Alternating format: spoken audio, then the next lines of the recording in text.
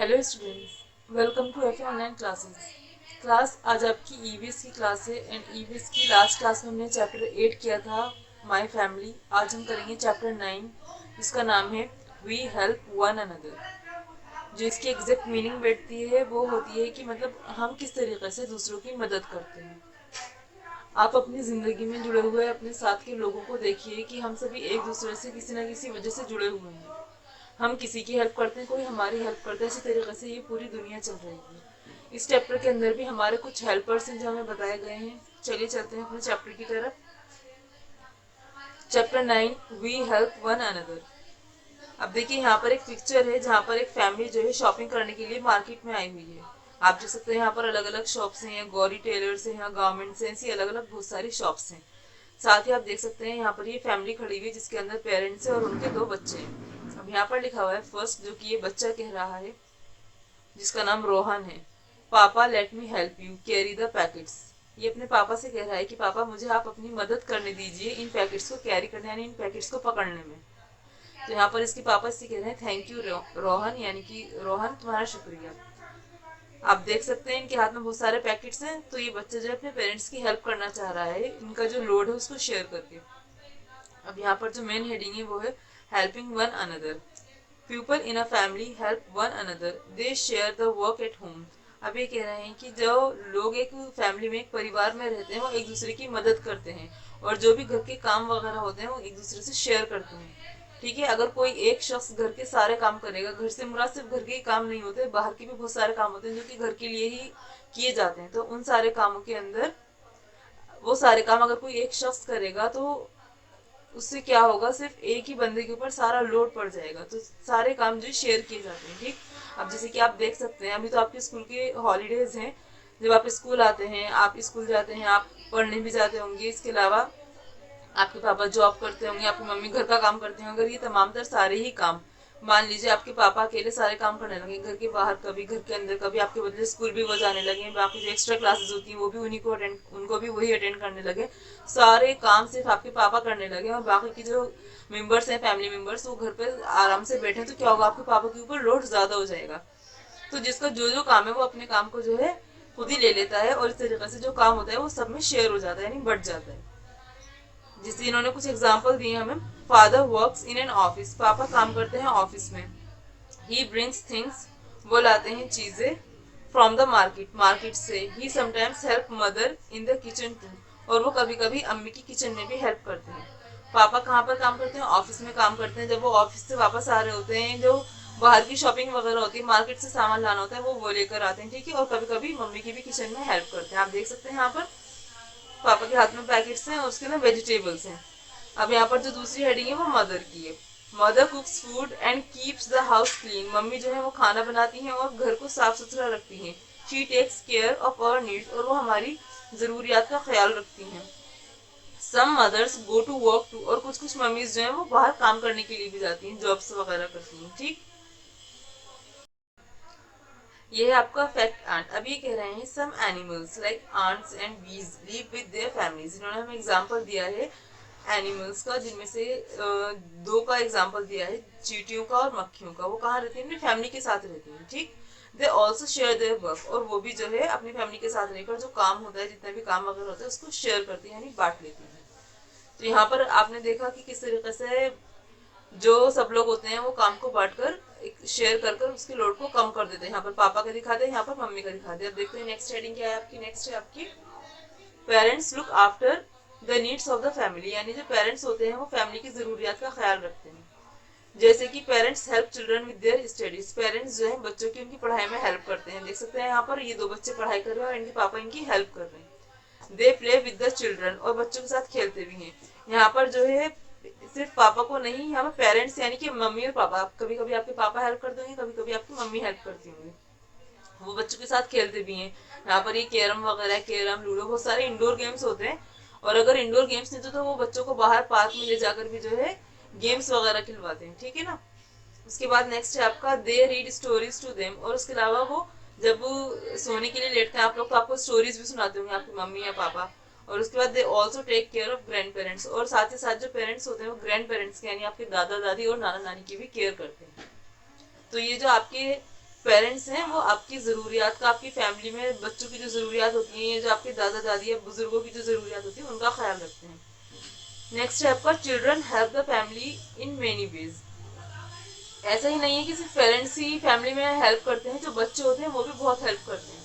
ठीक, जैसे कि children help the mother in the kitchen, बच्चे जो है किचन में मम्मी की हेल्प भी करते हैं। जैसे कि आपकी मम्मी कुछ काम कर रही है, उनको कुछ सामान उठवाना होगा, तो जो बच्चे होते हैं वो ज्यादा एक्टिव होते हैं, तो उनसे अगर कहा जाए तो वो बहुत ही जल्दी से तेजी से भाग कर जाते हैं और वो वाला काम कर देते हैं। ठीक है ना, इस तरीके से they help to keep the house clean. इसके अलावा जब आपके मम्मी या पापा में से कोई भी सफाई कर रहा होता है तो उनकी भी भाग भाग के हेल्प करते हैं, जो सामान इधर उधर फैला हुआ होता है, या फिर आप टॉयज वगैरह से खेलते हैं तो आपके अगर टॉयज भी इधर उधर फैले हुए होते हैं, जल्दी जल्दी अपनी जो चीजें होती हैं उनको समेट कर रख देते हैं। ठीक है, नेक्स्ट है they help to carry things. इसके अलावा जैसे कुछ सामान बाहर से सामान लेने के लिए गए हैं, कई बार आप खुद भी बाहर जाके कुछ सामान ले आते होंगे, और अगर पेरेंट्स के साथ जाते हैं तो अगर ज्यादा सामान होता है आपके पेरेंट्स के पास तो वो उसको भी आप उनसे बैग्स कैरी कर कर उनका लोड कम करते हैं।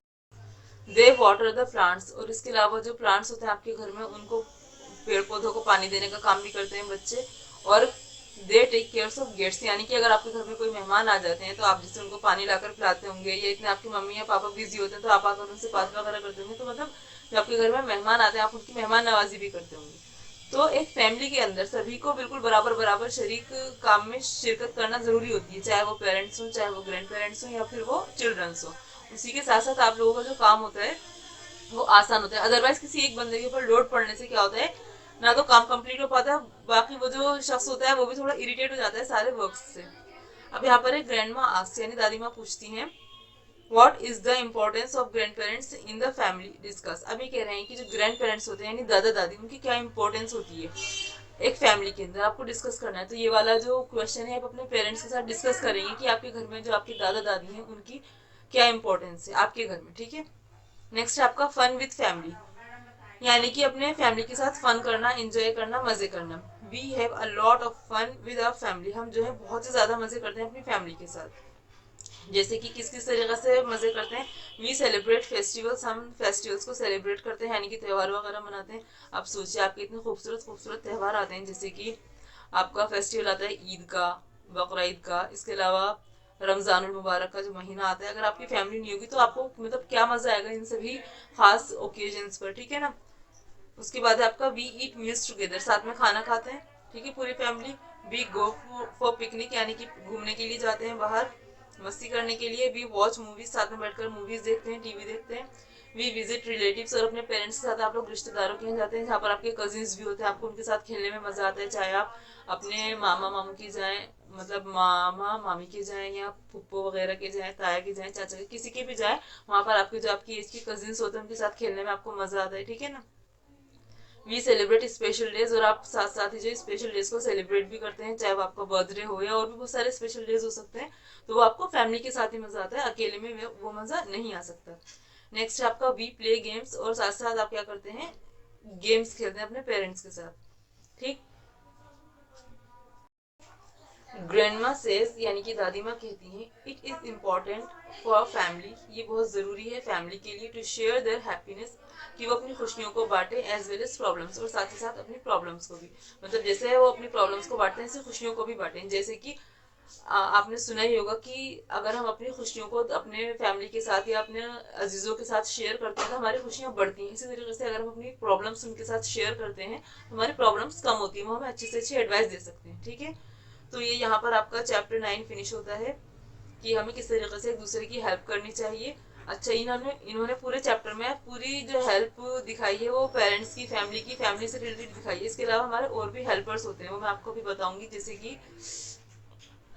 जैसे कि आपकी टीचर आपको पढ़ाती है, डॉक्टर आपकी कुछ भी चोट लगने पर, बीमार होने पर आपकी केयर करते हैं। ठीक है ना, आपको अच्छी अच्छी मेडिसिन देते हैं जिससे आप जल्दी से जल्दी रिकवर हो सकें। उसके अलावा स्वीपर्स आपके घर के आसपास की सफाई करते हैं। उसके अलावा पोस्टमैन, अगर आपका कोई लेटर या कोई इंपॉर्टेंट डॉक्यूमेंट आना होता है तो आपको पोस्ट करके जाता है।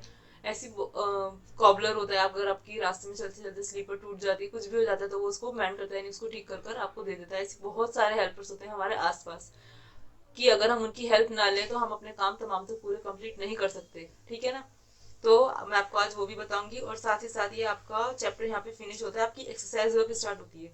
इसकी जो एक्सरसाइज है उसके अंदर ज्यादातर काम आपका आपकी फैमिली से रिलेटेड है। आप सबके सबके बच्चों के अलग अलग होंगे, तो इसलिए मैं उसका आंसर नहीं कर सकती, लेकिन मैं आपको सारे क्वेश्चंस एक्सप्लेन कर देती हूँ।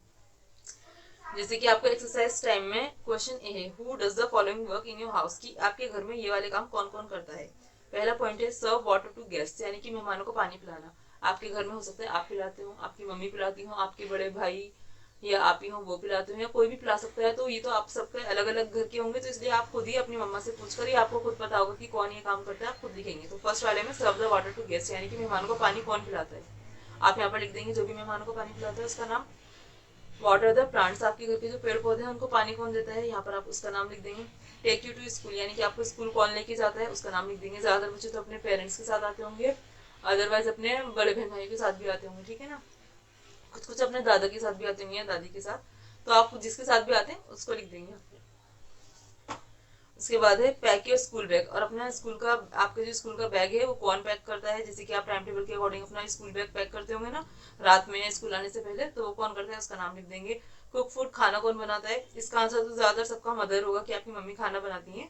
बाकी किसी किसी के घर में उनकी आपी भी बनाती हैं, कभी कभी दादी भी बनाती हैं, ठीक है। तो जो भी बनाता है आप यहाँ पर लिख दीजिएगा।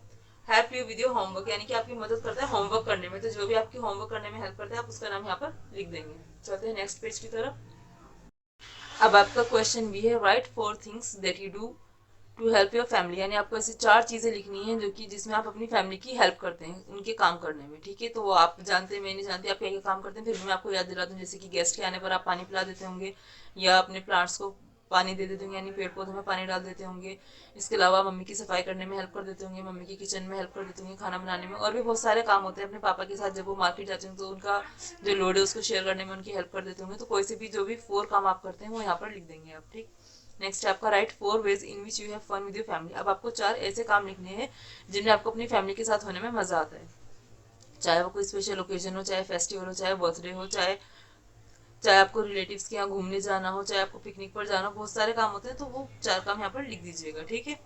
उसके बाद नेक्स्ट है आपका question number D, make smiley for what you do and sad for what you don't do, यानी कि आपको स्माइली फेस बनाना है उस काम में जो आप करते हैं, और सैड फेस बनाना है उस काम में जो आप नहीं करते हैं।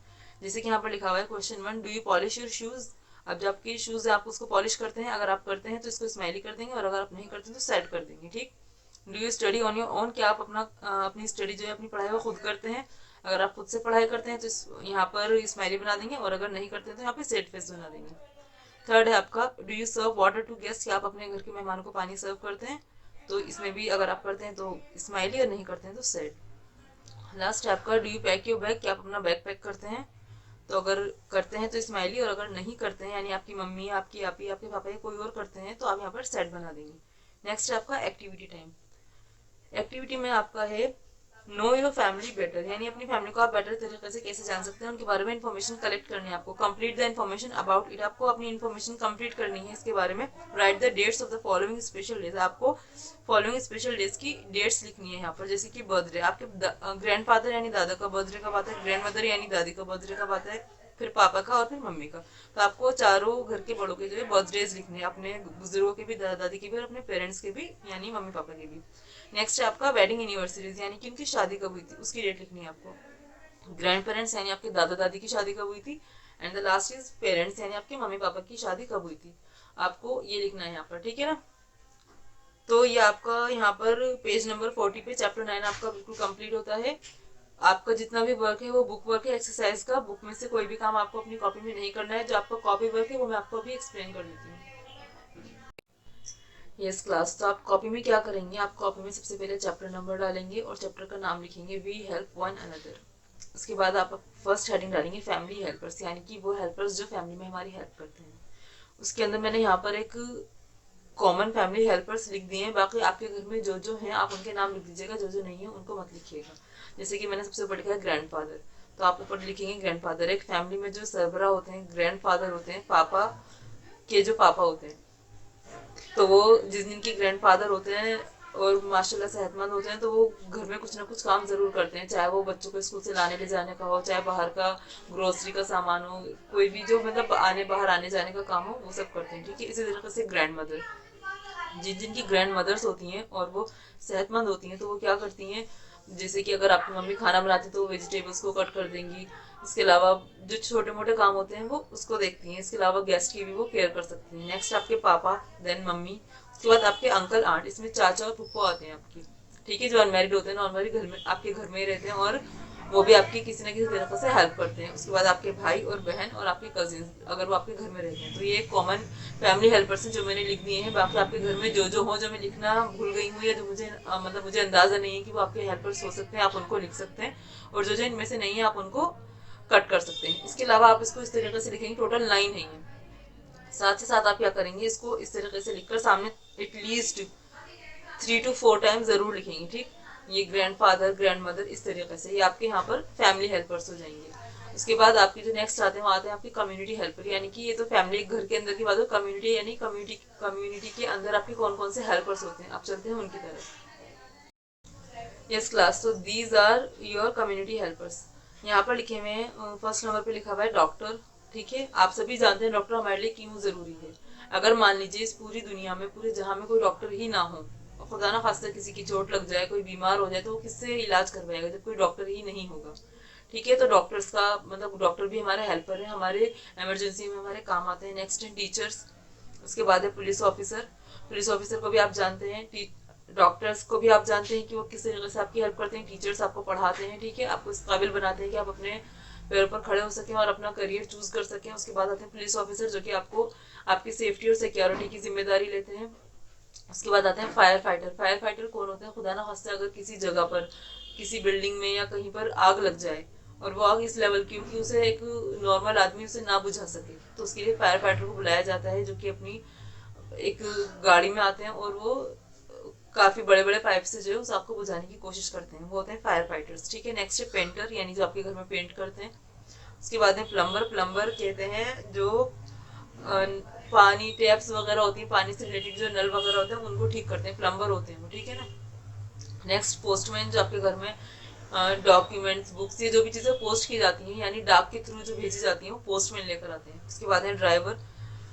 ड्राइवर, इसके अंदर ड्राइवर आपके फैमिली के पर्सनल ड्राइवर्स भी हो सकते हैं। इसके अलावा अगर आपको कहीं दूर जाना है, वहां पर आप अपनी जो पर्सनल गाड़ी है उसका यूज नहीं कर रहे हैं, तो आप किसी ऑटो से, बस से, कैब से, जिस चीज से भी जाएंगे तो उसको कोई ना कोई ड्राइव करता है ना, तो वो ड्राइवर्स, अगर वो नहीं होंगे तो आपको कहीं आने जाने में मसला होगा। नेक्स्ट आते हैं आपके टेलर। टेलर बोलते हैं जो आपके कपड़े सीते हैं, दर्जी को, ठीक। अगर आपके घर में किसी को सिलाई वगैरह स्टिचिंग नहीं आती है तो आप टेलर से ही अपने कपड़े सिलाएंगे, और अगर टेलर नहीं होगा तो फिर आप किस तरीके के कपड़े पहनेंगे आप खुद अंदाजा लगा सकते हैं। नेक्स्ट लास्ट में मैंने लिखा है शेफ। शेफ बोलते हैं वो जो खाना बनाता है। यहाँ पर शेफ सिर्फ बड़े बड़े जो रेस्टोरेंट्स वगैरह होते हैं वहाँ के नहीं, यहाँ पर जैसे आप होटल से भी बहुत सारी चीजें खाते हैं, नहीं तो फिर छोटी मोटी जो भी पकी हुई चीजें आप खाते हैं जो बाहर से पक कर आई होती है वो शेफ ने ही बनाई होती है, ठीक है ना। शेफ्स को कुक भी बोलते हैं, कुक बोलते हैं खाना बनाने वाले को, शेफ भी खाना बनाने वाले को बोलते हैं, तो बोथ आर सेम। तो ये आपके कुछ कम्युनिटी हेल्पर्स हैं, जो कि ये तकरीबन 10 है। इनको भी आपको इस तरीके से लिखकर सामने एटलीस्ट 4 टाइम्स तो जरूर लिखना है। यहाँ पर भी डॉक्टर लिखा है आपने, डॉक्टर डॉक्टर डॉक्टर, नेक्स्ट ऐसे करके आप इसको कंप्लीट कर लेंगे। तो ये आपका कम्युनिटी हेल्प, ये help we help one another वाला चैप्टर कंप्लीट होता है, जिसके अंदर आपने फैमिली हेल्पर्स का पढ़ा है अपने चैप्टर में, और मैंने कम्युनिटी हेल्पर्स का आपको बताया है।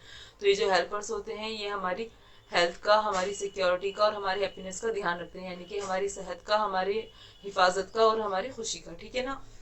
और हम सभी को इनकी जरूरत होती है। जिस तरीके से हम इनके ऊपर डिपेंड है, ऐसे किसी न किसी तरीके से ये भी हमारे ऊपर डिपेंड है।